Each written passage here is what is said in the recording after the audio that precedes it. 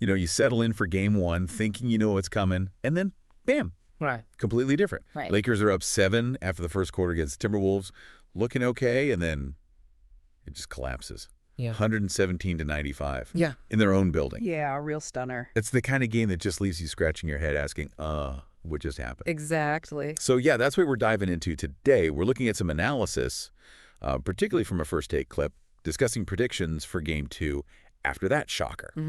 And our mission, really, for you listening, is to break down what went wrong, the big concerns, and maybe what to expect next without getting lost in every single play. And what's really interesting is how fast the reactions came in, like almost immediately, right? He had Magic Johnson. Oh, Lakers legend, yeah. Right. And he basically tweeted it was one of their worst performances this season. He pointed to, no energy, flat. It was just some random Tuesday night game in January. No, playoff intensity. Not at all. And when someone like Magic says that, you've got to pay attention, something was seriously off. Absolutely. And the numbers, they really tell the story, don't they? They lead 28-21. Seems okay, and then boom, outscored 96-67 the rest of the way. That's almost a 30-point difference. It's a massive swing. Just shows a complete shift, right? Momentum totally flipped. And the fact they scored under 100 points, historically for this Lakers team, that's usually bad news. Yeah, their record isn't great when they're held under 100. It kind of suggests Minnesota just dictated everything after that first quarter.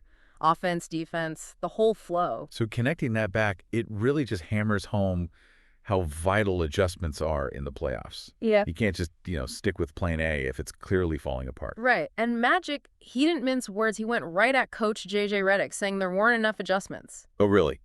Directly at the coach? Yeah. And criticized the offense, too, saying it looked like too much one-on-one iso ball stuff. That raises questions about, flexibility, right? Strategic thinking in the heat of the moment. Definitely. High-stakes games demand it. And it wasn't just coaching under the microscope, was it? LeBron James, that first quarter, 0 points. 0. That's a first, right?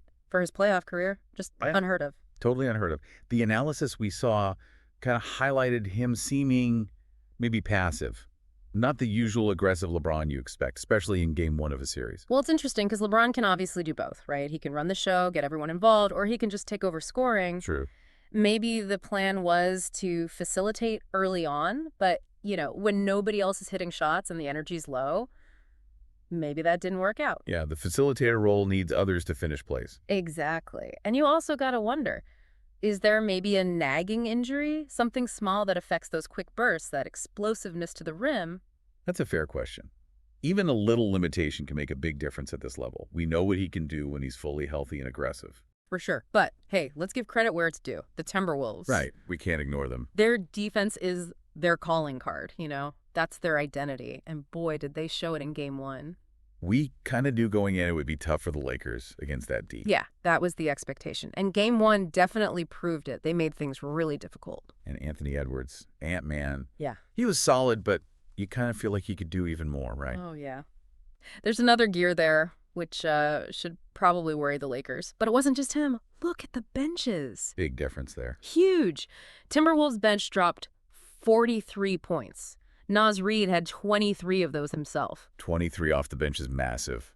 And the Lakers bench, 13 points total. Ouch. 13. That's a killer in the playoffs. It really is. That kind of difference, it changes the game. And you even had guys like Jaden McDaniels chipping in offensively more than maybe expected. Adds another weapon the Lakers have to worry about. Which just puts a massive spotlight back on the Lakers' supporting players, doesn't it? Absolutely. Guys like Austin Reeves, Yeah. Rui Hachimura. Rui had 1 point. D'Angelo Russell. Yeah.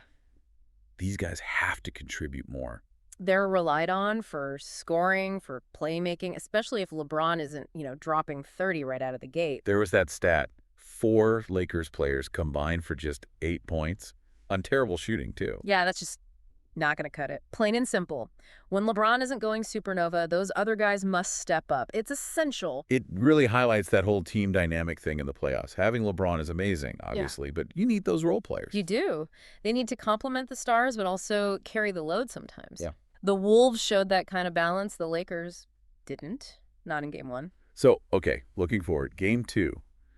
The analysts, the folks in the source video, they seem pretty convinced we'll see a different LeBron. Yeah, I think that's the general consensus. You just don't expect a player like him to have 2 passive games in a row, right? Especially now they're down 0-1. Right. He'll likely be much more aggressive from the start. Probably. But, and this is the big but, can the supporting cast bounce back? That seems to be the key question everyone's asking. Because even if LeBron goes off. Exactly. If Reeves, Russell, Hachimura, the others, if they don't play way better, maybe even LeBron going for 35 or 40 isn't enough against this Wolves defense. That defense is tough. They're going to make those guys work for everything. They really are. And you got to remember Minnesota's side, too. This team's been disappointed in the playoffs before. They've got something to prove. Definitely. They're motivated. That Game 1 win wasn't just lucky. It felt like they were making a statement. Okay, so while we're focused on Lakers-Wolves, the video did briefly touch on the bigger picture too, right? Some other teams. Yeah, just quickly. They mentioned the Celtics, as a strong contender, a team that knows how to bounce back. Kind of standard stuff for Boston. Okay, expected. But what really jumped out, honestly, was the confidence some people are showing in OKC,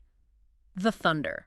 Oh, interesting. As like a legit contender. Yeah, like a serious threat, not just young and upcoming anymore. And they backed it up with defensive stats. What kind of stats? Like staggering stats. Number 1 in defensive efficiency overall, number 1 in opponent field goal percentage, number 1 in opponent three-point percentage, number 1 in steals. Whoa, okay, that's dominant. It's not just good, it's like historically elite level defense. That changes things. Totally. Defense wins championships, right?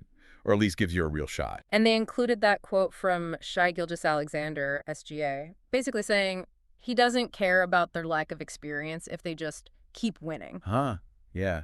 That shows some serious confidence, doesn't it? Belief in what they're doing. Totally. It suggests they're playing with this conviction that kind of goes beyond the usual playoff narratives about needing years of experience. All right, so wrapping things up for everyone listening. The big takeaways from this dive seem pretty clear. Lakers Game 1, a real shock. Big shock. Yeah. Showed some offensive weaknesses, raised questions about coaching adjustments mid-game. LeBron's quiet start. Right, that 0-point first quarter. And maybe most importantly, the supporting cast just really underperformed against a very, very good Timberwolves defense. Yeah, they got exposed a bit. So now, all eyes are on Game 2, right? How do the Lakers respond? Does LeBron come out firing from the tip? That seems likely. But can the other guys? Reeves, D'Lo, Rui, can they find their rhythm? Can they make shots? Can they defend better? Those adjustments from both sides really are going to be fascinating to watch. Absolutely crucial. Which kind of leads to a final thought for you, the listener, to chew on. We know the Wolves' defense is elite. We know the Lakers often rely heavily on LeBron and AD. So what specific concrete adjustments do you think the Lakers absolutely need to make to have a chance to turn this series around? Yeah, what's the actual game plan change? And thinking even bigger picture, how does a team like OKC, suddenly emerging with this historically great defense, how might that shake up the whole playoff landscape, maybe even how we think about building contenders in the NBA going forward? Good questions. Definitely something to keep an eye on as these playoffs continue.